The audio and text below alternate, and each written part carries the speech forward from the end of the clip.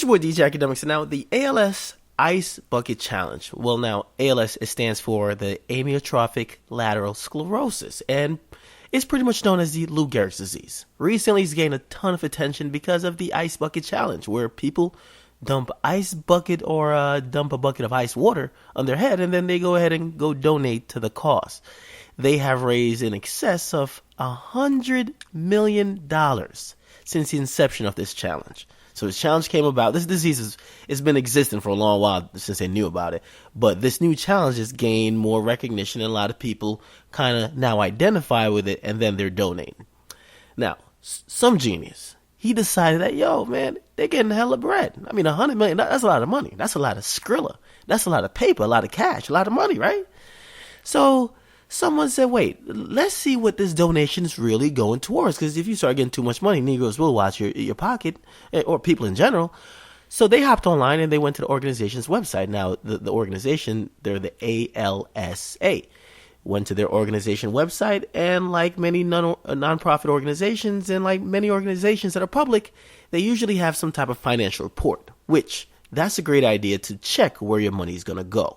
And also, that's how I realized how bad of a business Wake Up Now was. I went to their website, saw where the amount or the breakdown of the people that's involved in their organization. I'm like, this is how the people that's doing business with you are being treated and getting money? No, it's horrible. Now, to the surprise of the genius who went and did this, he actually was surprised that only about 28% of the revenue is actually put back in the system and used for research. Most are used for other things. Now, the thing is, many people are under the impression, or at least the majority of people with their donation, that the majority of money that you give, at least probably like 80-90% is actually used for research, and I completely understand. I would think so too, right? If I'm giving money to cure a disease or to help find a cure, you would think most of the money is going towards research. However, when you look at the actual breakdown, only 28% will be used for research. 32% will be used for the public and professional education of everybody to get them aware and educated about the disease. 19% will be used for patient community services, and 14% will be used for more fundraising, which is kind of like an eyebrow raiser. It's kind of like, what the fuck? But now, simply put, not because you're donating money to this nonprofit cause means nobody's getting paid. This is a business, right? It's a business. Just one that's not turning a profit or not intended to turn a profit. There's tons of people that work with or work for the ALS. They're getting huge salaries, hundreds of thousands of dollars probably. They're getting paid good. Now, because identifying the problem and trying to get a fix for it, that's usually how most businesses, or usually how most independent businesses work.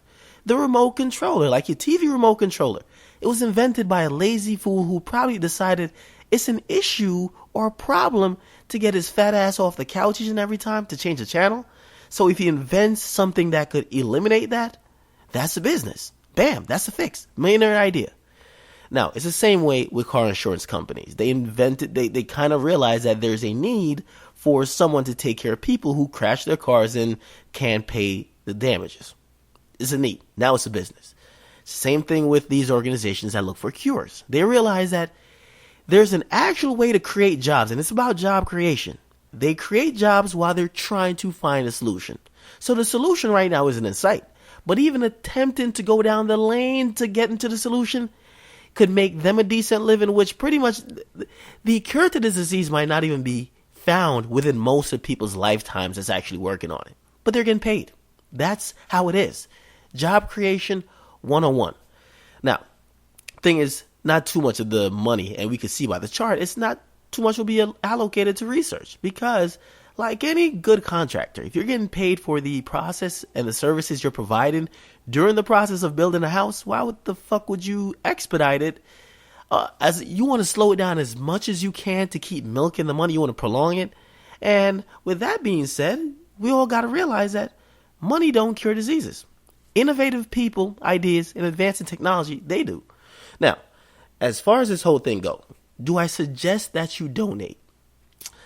Now, I suggest that you do your research before giving your money away. If you're going to donate, just do your research. That's it. Whether you want to give your money away or not, that's up to you. If you feel moved by this disease, which is terrible, go ahead and donate, because you probably care about the people that are getting educated, and you care about the cure being sought after more than you care about the other expenses that you're also footing, right?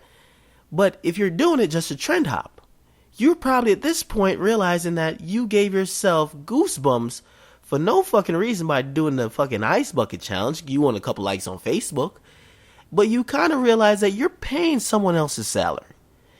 Now, the thing is, and to go and educate you guys a little bit more, a lot of people go too far with shit you hear or shit you read a headline and you read things out of context. Well, people don't try to understand the context before they understand something. They go by word of mouth, and that's what it is. I've heard some mention ALS is a white person's disease. 93% of white people get it. Why should black people care if 93% of white people are getting it? This is the white man's disease. Now, being someone of color that don't go off hearsay or headlines, I looked into it because I'm like, that's kind of interesting. Is really 93% of people getting this disease? They're white? It looks like it may be a white person disease. Now, after I looked into it and I found out where the infamous 93% number comes from, and listen, let me break it down for you. I'm going to break it down what it should be if it was fair, and then I'll explain why the numbers are why they are and why there's a difference. Now, if it was fair, right? The U.S. population currently has over 314 million people. 78% are white, 13% are black, 17% are Hispanic, 5% are Asian, and the rest, yeah, you can figure out what the rest are. So, if this disease was affecting everyone, and not just a white people's disease, theoretically, of everybody infected with this disease, 78% of the people infected should be white, which implies that 13% of the people infected should also be black. That's if the disease didn't discriminate based on race, right? So if the disease didn't discriminate, it's like getting a fucking pie, right? If 78% are these people, they should get 78% of the pie. If 13% are these people, they should get 13% of the pie. That's if it's fair. Now, if you're thinking it's going to be, because a lot of people, when they see this 93%, oh, I'm not donating, this is a scam. When they see that and they're like, oh, 93%. If you, for any reason you think that it should be 50-50 whites and blacks that are being affected by the total amount of people that get it, you're a fucking idiot, right? You probably have no understanding of statistics or probably have no insight on the entire racial makeup of the U.S. And you're probably limited to the vision or the short-sighted vision of just your fucking hood. Now, why is this number skewed? Because that's the big question, right? If you hear that number, you hear someone saying it so confidently, why is it skewed? It should be 78%, not 93% for whites. Now, as it says on the website, because I actually went to the website and checked it out, it says reported, which a lot of Negroes don't understand what that means. It doesn't mean definitively have the disease, it just means reported. Now, reported implies, at least to me, and probably to every sane person that's thinking about it, reported means someone actually going to the doctor, getting tests done, getting it detected, and then getting it diagnosed, and now they're in this database of all the people infected or being affected with ALS. Now, here's the question.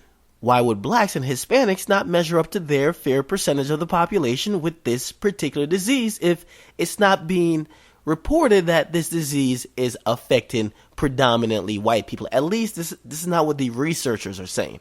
This is just what people are saying based on what they read. Now, first and foremost, when we look at even people who do go to the doctor, right?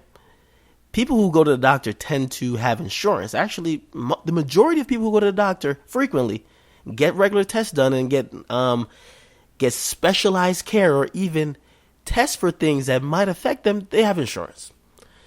It's reported that 1/3 of Hispanics are uninsured. About 1/5 of blacks are uninsured.